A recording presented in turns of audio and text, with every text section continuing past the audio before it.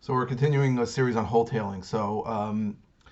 Gave an example earlier of a deal we bought for 500 and we're selling for 565. We're in contract to sell for 565, and I think we're only going to make about 15 to $20,000 on it. So you got to understand why there needs to be such a big spread between your purchase price and what you can sell the property for when you wholetail. And the reason is because our closing costs in New York are insane. Um, we figured $10,000 on closing costs. Now some of that is for taxes we have to prepay, but 10,000 on the sale is going to be more than that. I mean, if you think about it, you very often have to pay a buyer's agent 2%. So if we're selling something for $500,000, that's already $10,000 on the closing costs.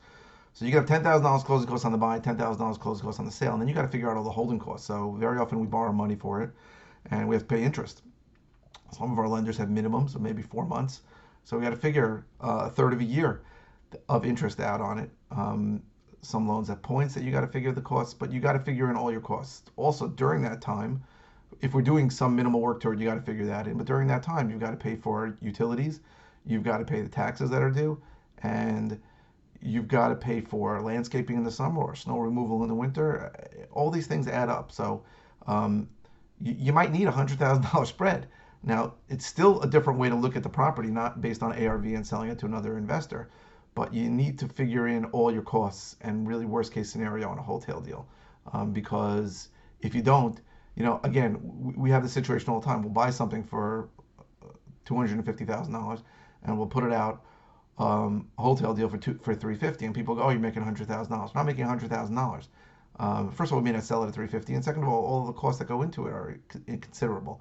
In other parts of the country, your closing costs can be $600, and your holding costs can be $1,000 for the year.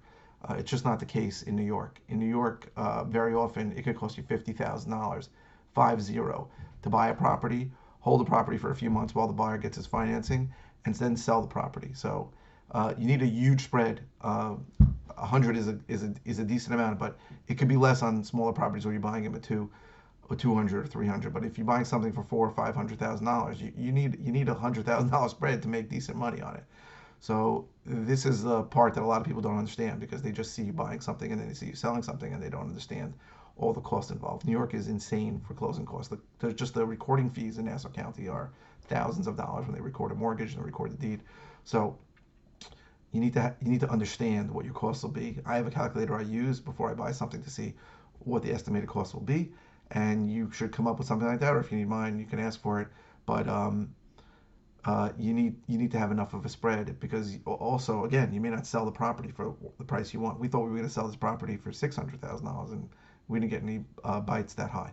So it's important that you understand all the costs involved in buying something, holding something, and selling something.